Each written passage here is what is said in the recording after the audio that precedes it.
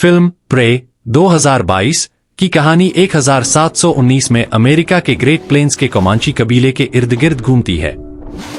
यह predator film श्रृंखला की प्रीक्वल है और इसकी नायिका एक युवा कोमांची योद्धा नोरू एम्बर मिडथंडर है।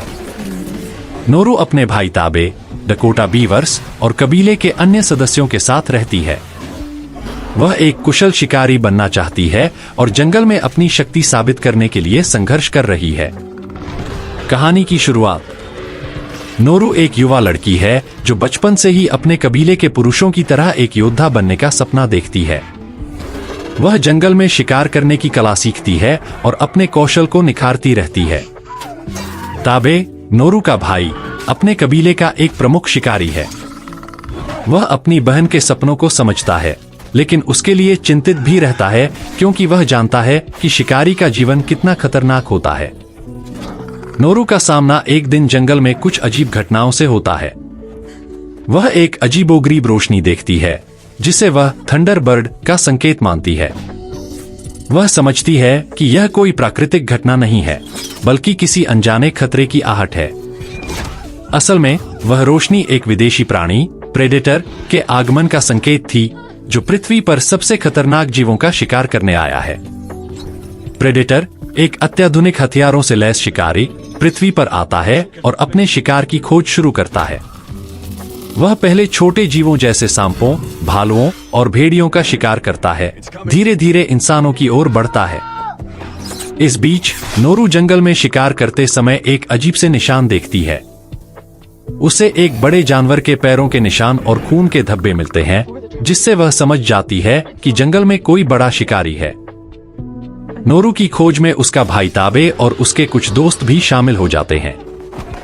वे एक बड़े पहाड़ी शेर का शिकार करने का निर्णय लेते हैं, जिसने कबीले के कुछ सदस्यों पर हमला किया है। नोरू भी उनके साथ जाती है, लेकिन उसे उस अनजाने शिकारी का खौफ बना रहता है। शिकार के दौरान नोरू को एक विशालकाय भालू का सामना करना पड़ता है, लेकिन भालू पर हमला होने से पहले ही प्रेडेटर उसे मार देता है। नोरू यह देखकर चौंक जाती है और भागने की कोशिश करती है, लेकिन उसे समझ आता है कि यह कोई साधारण जानवर नहीं है। नोरू अपने कबीले को इस नए खतरे के बारे में चेतावनी देती है, लेकिन कोई भी उसकी बात पर विश्वास नहीं करता। वे इसे सिर्फ उसकी कल्पना मानते हैं।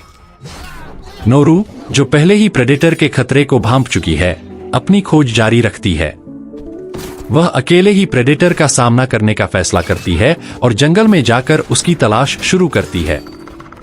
उसे जल्दी ही प्रेडेटर के बारे में और सबूत मिलते हैं, पेड़ों पर कटे शव, अजीब जाल और बड़े पैरों के निशान। वह महसूस करती है कि यह प्राणी बेहद शक्तिशाली और खतरनाक है। नोरू का सामना अंततः प्रेडेटर से होता है और वह समझ जाती है कि यह कोई साधारण शिकारी नहीं है। वह अपनी जान बचाने के लिए दौड़ती है, लेकिन प्रेडेटर का लक्ष्य केवल कमजोर और निर्बल शिकार को खत्म करना नहीं है, बल्कि वह अपनी श्रेष्ठता साबित करने के लिए सबसे मजबूत शिकार को चुनता है। इस बीच नोरू को जंगल में एक फ्रांसीसी शिकारी दल के कुछ सदस्यों द्वारा पकड़ा जाता है। ये लोग भी प्रेडेटर के बारे में जान चुके हैं और उसका शिकार करने की कोशिश कर रहे हैं।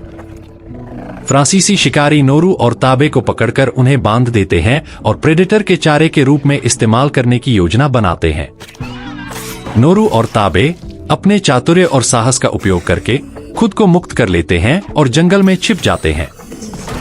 प्रेडेटर फ्रांसीसी शिकारी दल पर हमला करता है और एक एक करके सभी को मार देता है। नोरू और ताबे इस लड़ाई को देखकर प्रेडेटर की शक्तियों और कमजोरियों के बारे में जान जाते हैं। उन्हें यह भी पता चलता है कि प्रेडेटर थर्मल विजन का उपयोग करके अपने शिकार को देखता है और अत्याधुनिक हथियारों का उपयोग करता है।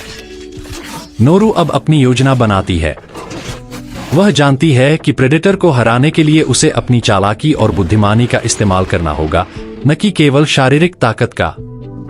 वह प्रेडेटर की थर्मल विजन क्षमता को कमजोर करने के लिए एक विशेष औषधि का उपयोग करती है, जिससे उसके शरीर का तापमान कम हो जाता है और वह प्रेडेटर की नजरों से बच सकती है।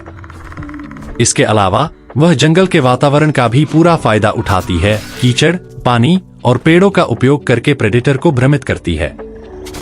नोरू को यह भी पता चलता है कि प्रेडेटर अपनी तकनीक और हथियारों पर बहुत निर्भर है, लेकिन वह खुद उसके जाल का इस्तेमाल उसके खिलाफ करती है। नोरू और प्रेडेटर के बीच अंतिम लड़ाई होती है। यह लड़ाई न केवल शारीरिक ताकत की होती है, बल्कि मानसिक दृढ़ता और चतुराई की भी होती है। नोरू अपनी योजना के तहत प्रेडेटर को एक विशेष स्थान पर लुभाकर ले जाती है, जहां उसने पहले से ही कई जाल बिछाए होते हैं। वह अपने पारंपरिक हथियारों जैसे धनुष, तीर और चाकू का उपयोग करते हुए प्रेडेटर को कमजोर करती है। प्रेडेटर, जो खुद को सबसे बड़ा शिकारी मानता था, नोरू की चतुराई और साहस के आगे झुक जाता है। वह अंत में अपने ही जाल में फंसकर मारा जाता है। नोरू ने प्रेडेटर के हेलमेट का उपयोग करके उसकी अपनी ही तकनीक का इस्तेमाल करते हुए उसे मात दी। प्रेडेटर को हराने के बाद नोरू अपने कबीले में लौटती है। अपने साथ प्रेडेटर का सिर और उसके हथियार लाती है, जो उसकी विजय का प्रमाण है। कबीले के सदस्य, जो पहले उसकी योग्यता पर शक कर रहे थे, अब उसे एक सच्ची योद्धा और नायक के रूप में मान्यता देते हैं।